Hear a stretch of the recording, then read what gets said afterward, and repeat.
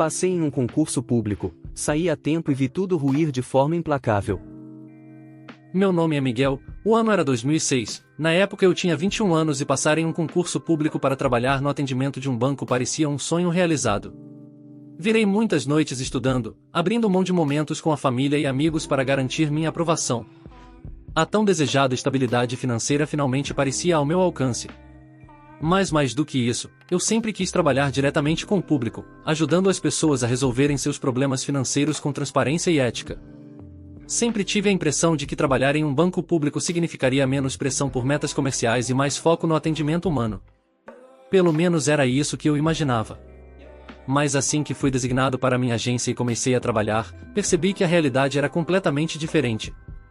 O que eu pensava que seria um ambiente organizado e acolhedor rapidamente se revelou um campo minado de cobranças incessantes, processos confusos e um modelo de trabalho que parecia muito mais próximo de um banco privado do que de uma instituição pública. A frustração começou logo nos primeiros dias, e não demorou muito para que eu me desse conta de que estava entrando em um verdadeiro pesadelo. O treinamento? 7 dias corridos, cheios de informações jogadas rapidamente, sem qualquer aprofundamento. Mal tive tempo de absorver o básico antes de ser mandado para uma agência no interior, onde me garantiram que aprenderia na prática com os colegas mais experientes. Mas a realidade foi bem diferente. A maioria dos funcionários estava atolada de trabalho e mal falava comigo. Muitos, que estavam ali há anos, sequer respondiam minhas perguntas ou eram diretos e grosseiros. Quando tentava interagir, recebia olhares impacientes ou respostas curtas e ríspidas, como se eu estivesse incomodando. Uma estagiária, de vez em quando, passava na minha mesa e tentava me ajudar com algumas dúvidas, mas ela mesma não tinha todas as respostas e, às vezes, acabava tão perdida quanto eu. No primeiro dia, um cliente perguntou sobre encerramento de conta. Eu não fazia ideia de onde encontrar essa informação no sistema, então fui pedir ajuda. O funcionário mais próximo me olhou com desdém e disse: "Convence o cliente a não fazer o encerramento, é isso que importa." E eu congelei. Como eu, cuja única experiência anterior com atendimento ao público tinha sido como caixa de supermercado aos 18 anos, conseguiria convencer alguém a desistir de levar seu próprio dinheiro para outro banco? Não havia um roteiro, uma instrução clara, nada. Era simplesmente esperado que eu desse um jeito, que inventasse um argumento qualquer para evitar que a agência perdesse aquele cliente para a concorrência. Fiquei completamente perdido, e essa sensação de estar à deriva só aumentava a cada dia que passava. Depois de passar vergonha algumas vezes e ver clientes impacientes bufando na minha frente porque eu não conseguia resolver problemas básicos, comecei a entender o jogo. O ambiente era hostil, e cada erro parecia um atestado de incompetência. As pessoas na fila ficavam impacientes, reviravam os olhos, murmuravam entre si, e eu sentia meu rosto queimar de vergonha cada vez que precisava chamar um colega para ajudar em algo que eu ainda não sabia fazer. Mas pedir ajuda era um problema por si só, já que os funcionários mais experientes demonstravam irritação ou apenas me ignoravam. A sensação era de estar em um lugar onde ninguém tinha tempo ou vontade de ensinar. Era cada um por si, e eu precisava encontrar uma maneira de sobreviver ali dentro.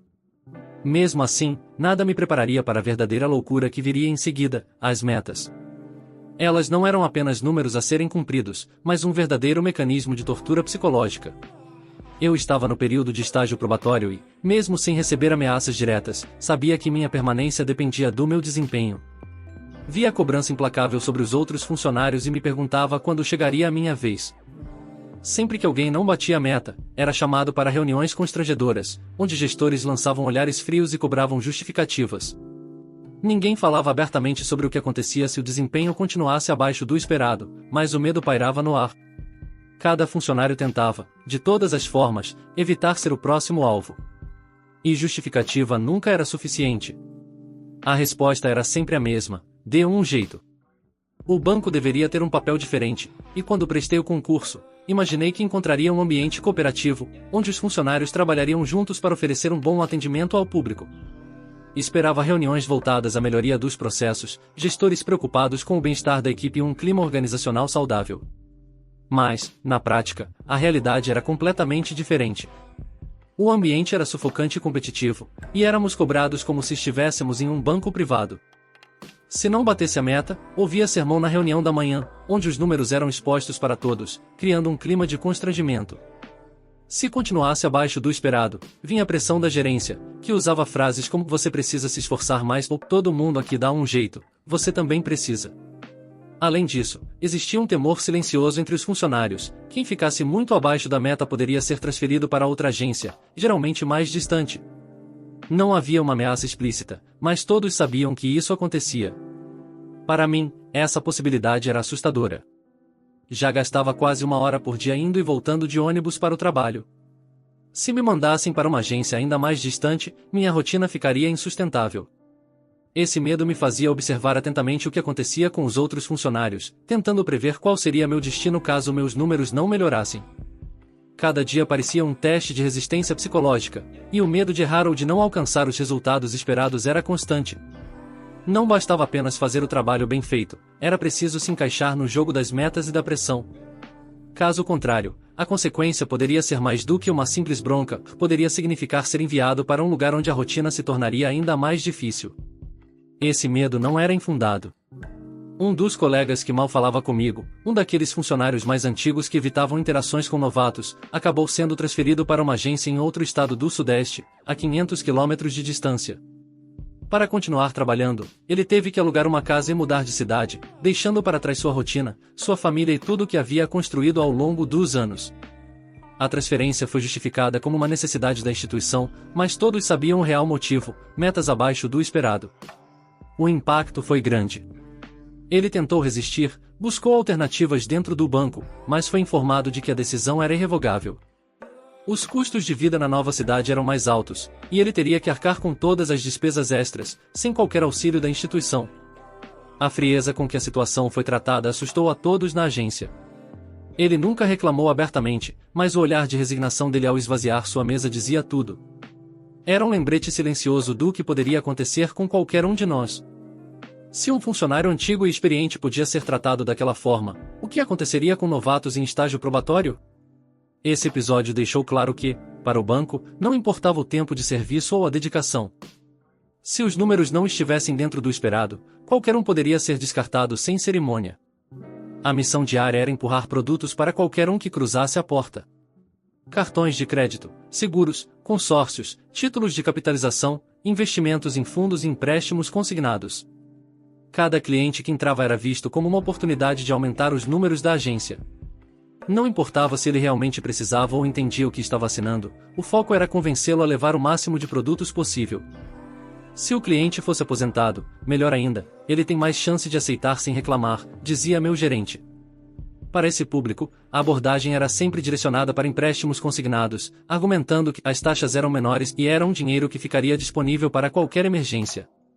O que nunca mencionavam era que, muitas vezes, os descontos nas aposentadorias comprometeriam significativamente a renda mensal dos idosos, deixando-os em situações financeiras ainda piores. Uma vez, um senhor de quase 80 anos veio até mim pedindo ajuda para tirar um extrato. Apontei para os caixas eletrônicos e tentei ensiná-lo, mas o gerente me puxou para o lado e disse: "Você perdeu uma ótima oportunidade de vender um seguro para ele. Ele é idoso, tem filhos, já pensou se acontece alguma coisa? Como assim aproveitar?" O senhor mal sabia mexer no cartão, e eu deveria convencê-lo de que precisava de um seguro caro que ele nem queria? Para piorar, por causa da idade dele, o seguro era ainda mais caro e a cobertura oferecida era mínima. Era um produto feito para parecer vantajoso, mas que, na prática, quase não oferecia benefícios reais. Enquanto ele tentava tirar o extrato no caixa eletrônico, o sistema caiu.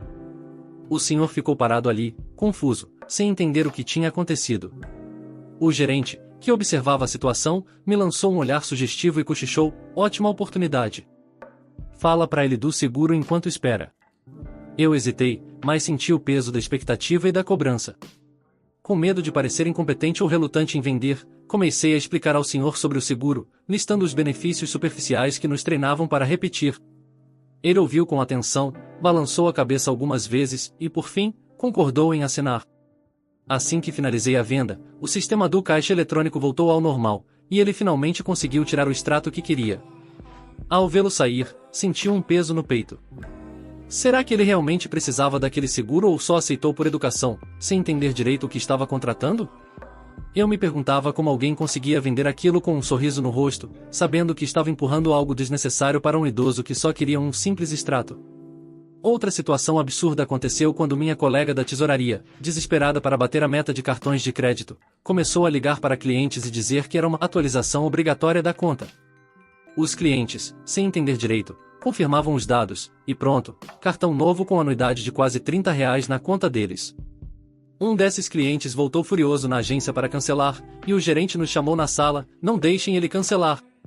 Inventem um desconto, ofereçam um brinde, mas segurem essa venda. Os clientes eram vistos como números. Não importava se precisavam do produto ou não, o que importava era fechar negócio. Eu via colegas vendendo seguros e consórcios para pessoas que claramente não tinham condições de pagar. Muitas vezes, os clientes assinavam contratos sem entender completamente as cláusulas, confiando que o banco estava oferecendo um serviço seguro e vantajoso. Mas, na prática, eles estavam sendo levados a assumir compromissos financeiros que poderiam comprometer seriamente suas finanças. Uma vez, um senhor foi convencido a assinar um título de capitalização achando que era uma aplicação financeira. Ele acreditava que poderia resgatar o dinheiro a qualquer momento, como se fosse uma poupança. Foi só quando precisou do valor para pagar contas médicas da esposa que percebeu o erro. Ele voltou desesperado à agência, implorando por uma solução. Tentou argumentar que ninguém havia explicado que o dinheiro só poderia ser resgatado após anos de pagamento, e que ele jamais teria assinado se soubesse disso. O gerente ouviu o desabafo do senhor sem demonstrar qualquer empatia. De maneira fria e mecânica, apenas folheou o contrato e disse: contrato assinado, não tenho o que fazer. E, como se isso fosse um consolo, completou: mas fique tranquilo, o senhor agora está concorrendo a prêmios de até R$ 100.000. Além disso, daqui a apenas 6 anos, o senhor poderá resgatar tudo o que investiu. O homem, ainda mais confuso, olhou para ele sem reação. O que ele queria era o dinheiro que acreditava poder resgatar, não a promessa de um sorteio que, muito provavelmente, nunca lhe traria qualquer benefício real. Sem alternativa, saiu da agência visivelmente abalado, sem saber como resolver sua situação. Eu fiquei olhando aquela cena sem reação, sentindo um nó no estômago. Ali, percebi que para aquele banco, não importava se o cliente estava sendo enganado ou prejudicado. O que realmente interessava era bater as metas e garantir os lucros. E as metas só aumentavam. Teve um mês que cada funcionário precisava vender 40 seguros de vida e 20 consórcios. A pressão era tanta que muitos recorriam a estratégias questionáveis para alcançar os números exigidos. Uma colega, percebendo que sozinha não conseguiria atingir a meta, passou a atuar de maneira diferente. Fora do expediente, ela saía da agência com uma prancheta cheia de formulários e visitava pequenos comércios na região, abordando donos de lojas e funcionários com ofertas imperdíveis. Ela oferecia seguros, consórcios e outros produtos bancários como se fossem oportunidades únicas, utilizando argumentos que destacavam os supostos benefícios, mas omitindo as pegadinhas do contrato. A insistência e a lábia faziam muitos assinarem sem questionar. Quando a agência fechava, ela ainda ficava alguns minutos na sala de autoatendimento, abordando clientes que utilizavam os caixas eletrônicos. Enquanto você aguarda o comprovante, posso te explicar como funciona nosso seguro de vida, era uma das frases que usava para prender a atenção das pessoas. Alguns aceitavam por educação, outros por cansaço, e no fim, as assinaturas se acumulavam. A eficiência dela chamou a atenção da gerência, e logo os gerentes começaram a disputar funcionários como ela, que batiam metas com frequência. Em reuniões internas, os gestores elogiavam sua abordagem e seu esforço, e seu nome passou a ser mencionado como exemplo para os demais. Todos sabiam que um funcionário que trazia bons resultados era um ativo valioso para a agência, e essa competição velada entre os gerentes para manter os melhores vendedores se tornou cada vez mais evidente. Até que veio uma ordem de cima, e a funcionária, tão elogiada e desejada pela gerência local, foi transferida para outra cidade. Não importava o esforço que os gerentes fizeram para segurá-la, a decisão já havia sido tomada. A justificativa oficial era necessidade estratégica, mas no fundo, todos sabiam que alguém mais acima queria aproveitar seu talento para alavancar os números de outra agência. Assim, de um dia para o outro, ela teve que se mudar, deixando para trás a estrutura que havia construído, tudo porque se destacou demais no jogo das metas. No fim, o que parecia uma promoção acabou sendo uma reviravolta inesperada. Sua capacidade de vender a qualquer custo, que a fez ser reconhecida, também foi motivo de sua remoção. Para os gestores, o que importava era que os números estavam subindo, e não o método utilizado para isso, e, definitivamente, não as consequências para os funcionários envolvidos. Mas o pior momento para mim foi quando um casal de idosos veio buscar um empréstimo de R$ 700 para pagar despesas médicas. O gerente nos orientou a oferecer um crédito de 4.000, parcelado em 60 meses, com taxas escondidas e um seguro embutido. Quando questionei a ética disso, o gerente deu risada e respondeu: se eles assinam, a responsabilidade é deles. Nosso trabalho é vender, não ser babá de cliente. Eu já estava sufocado. Sentia que cada venda forçada era um pedaço da minha dignidade indo embora. Cada contrato empurrado sem que o cliente realmente precisasse me fazia questionar o que estava fazendo ali. O conflito interno crescia a cada dia. Tentei conversar com colegas sobre isso, mas a maioria já estava conformada. Alguns sequer se davam ao trabalho de pensar sobre a ética do que faziam. Todo banco é assim, diziam, com um tom de resignação.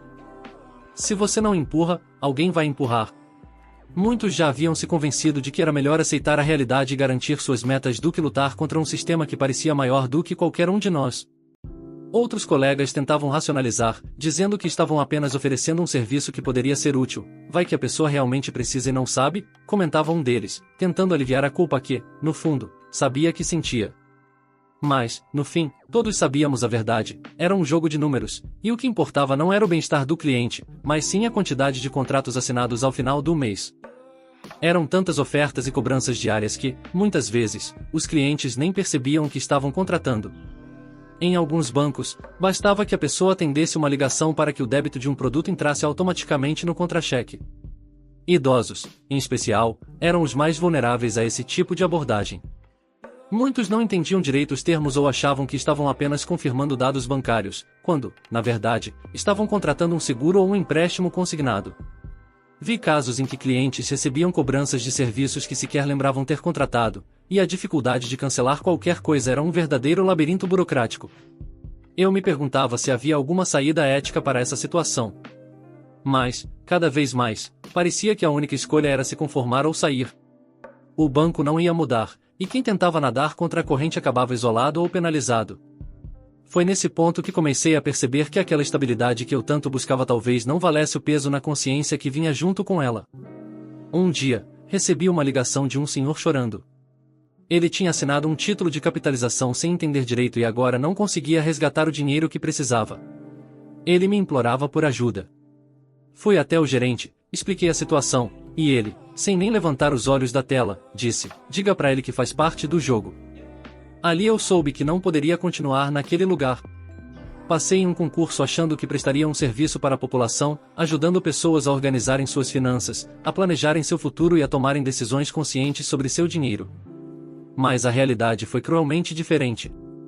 O que encontrei foi um ambiente que priorizava números acima de tudo, onde clientes eram tratados como oportunidades de venda e não como pessoas com necessidades reais. As histórias que vi diariamente me mostraram que aquele trabalho não tinha nada a ver com o que eu acreditava ser um serviço público de qualidade.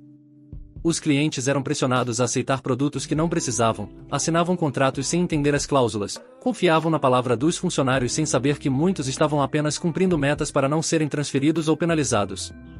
A ética ficava em segundo plano, enquanto a pressão por vendas crescia a cada dia.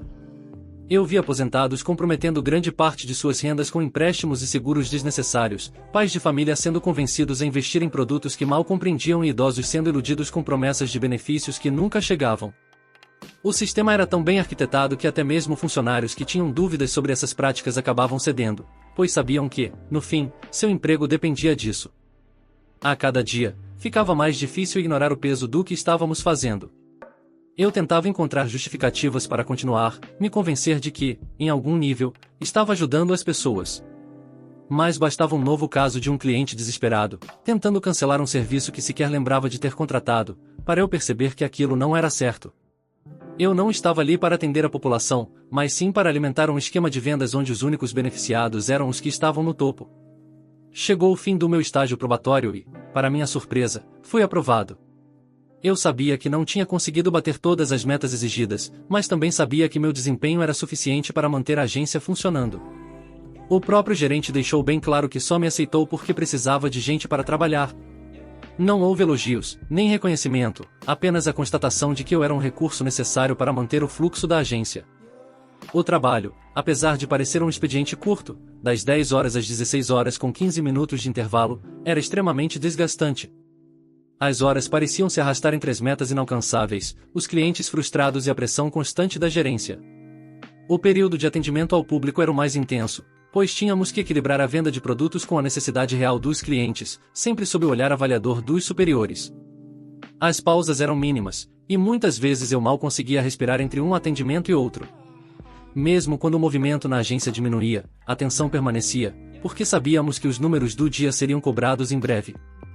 Não era apenas o esforço físico de estar sempre alerta e tentando manter a postura profissional diante dos clientes, mas também o desgaste mental de saber que, independentemente do quanto eu me esforçasse, a pressão nunca diminuiria. Se um mês eu batesse uma meta, no seguinte ela seria aumentada. A sensação de nunca ser o suficiente corroía a motivação, e ao final de cada turno, eu saía exausto, apenas para saber que no dia seguinte tudo recomeçaria. Naquele momento, ficou ainda mais evidente para mim que não era um ambiente onde eu queria permanecer. A lógica era simples: enquanto eu fosse útil, estaria ali. Mas bastaria que os números caíssem ou que surgisse alguém melhor para que eu fosse descartado sem hesitação. Isso apenas reforçou minha decisão de buscar outra oportunidade, um lugar onde eu não fosse apenas um número em um relatório de produtividade. Foi nesse momento que tomei minha decisão. Se continuar ali significava abrir mão dos meus valores, então não valia a pena. Percebi que a estabilidade que tanto busquei no serviço público não deveria custar minha consciência, e que eu precisava sair antes que me tornasse mais uma peça daquele sistema. Felizmente, saí dessa função e comecei a estudar para outro concurso. Passei algum tempo conciliando o trabalho com os estudos, tentando manter a sanidade em meio à pressão por metas e às cobranças constantes. Quando finalmente fui aprovado em um novo concurso, senti um alívio imenso. Dessa vez, fui trabalhar na prefeitura, e, felizmente, era um cargo administrativo que não exigia contato direto com o público. A diferença foi absurda. O ambiente era muito mais tranquilo, sem a cultura agressiva de vendas e sem aquela sensação de que cada interação com o cliente era uma oportunidade de empurrar um produto. Ainda havia desafios e burocracias, mas, pela primeira vez em anos, senti que estava em um trabalho onde não precisava comprometer meus valores para manter minha posição. No entanto, mesmo tendo deixado o banco, ele não me deixou completamente. Como minha conta continuou lá por um tempo, seguido recebia ligações insistentes da instituição oferecendo seguros, empréstimos e investimentos imperdíveis. Mas, agora, eu sei exatamente como funciona. Sei que, do outro lado da linha, havia um funcionário pressionado por metas, tentando a todo custo que eu aceitasse algum serviço para garantir seus números do mês. Sempre que vi o número do banco no meu celular, lembrava dos dias de tortura psicológica para vender produtos a qualquer custo. A ironia disso tudo é que, mesmo longe daquele ambiente, de certa forma, ainda por um tempo fui alvo das mesmas táticas que um dia fui forçado a aplicar em outras pessoas. Mas então, menos de 2 anos depois que saí, o banco foi privatizado. A mudança foi rápida e implacável. A nova gestão, sem qualquer cerimônia, lançou um grande plano de demissões voluntárias, oferecendo pacotes aparentemente vantajosos para os funcionários que quisessem sair. Muitos aceitaram, temendo o que poderia vir a seguir. Pouco tempo depois, veio o golpe final, todas as agências foram fechadas, e o banco, que um dia fora uma instituição pública, simplesmente deixou de existir. Foi estranho pensar que aquele ambiente que tanto me sufocou e que me fez questionar minhas escolhas de carreira simplesmente desapareceu. Colegas que conheci foram forçados a buscar novas oportunidades às pressas, muitos sem qualquer apoio ou planejamento.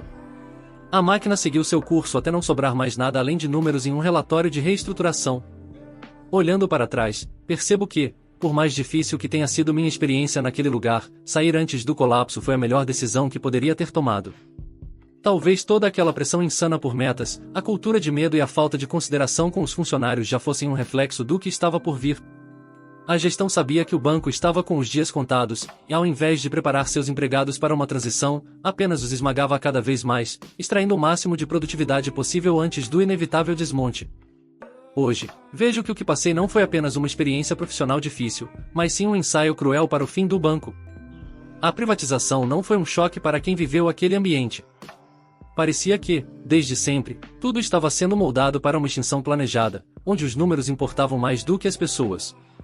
Sair antes do colapso não foi apenas uma questão de sorte, mas uma libertação de um sistema fadado ao fracasso, que consumia funcionários sem qualquer remorso. E você, já passou por algo parecido? Trabalhou em um ambiente com pressão absurda por metas ou sentiu que sua função era mais sobre lucro do que sobre atendimento real? Como lidou com essa situação? Deixe nos comentários. Comentário do curador. Lendo essa história, é impossível não se colocar no lugar de quem viveu essa experiência. A pressão psicológica, o ambiente tóxico e a constante incerteza são realidades que muitas pessoas enfrentam no mercado de trabalho, especialmente em empresas que priorizam números em vez de pessoas. E o mais impressionante, essa história aconteceu há quase 20 anos. Mesmo assim, a realidade descrita continua extremamente atual, o que mostra como esse tipo de ambiente nocivo ainda persiste em muitos lugares. É assustador pensar em quantos funcionários já passaram por algo semelhante sem ter a oportunidade de sair a tempo, permanecendo presos a um lugar que desgasta mentalmente e emocionalmente até não restar mais nada além da exaustão. Quantas vezes profissionais entram em um emprego acreditando que encontrarão um ambiente saudável e estruturado, apenas para descobrir que são apenas mais um número, sujeitos a cobranças irracionais e ameaças veladas? Infelizmente, essa realidade está longe de ser um caso isolado. Várias áreas são marcadas por essa cultura de pressão constante, onde a preocupação genuína com o cliente e com o próprio funcionário é deixada de lado em prol de metas cada vez mais inalcançáveis. E o que fazer quando se percebe que a estabilidade sonhada vem acompanhada de um custo emocional tão alto? Algumas pessoas tentam se adaptar, outras lutam contra o sistema, mas muitas, como no caso do OP, percebem que a única saída é buscar algo melhor, antes que seja tarde demais. Se você já passou por algo parecido, como conseguiu lidar com essa situação? Você encontrou uma saída ou ainda está preso em um ambiente assim? Como foi sua experiência e quais estratégias você utilizou para se manter firme? Deixe seu comentário e compartilhe sua história. Obrigado por assistir até aqui. Para mais histórias como esta, curta este vídeo, siga e compartilhe nas redes sociais.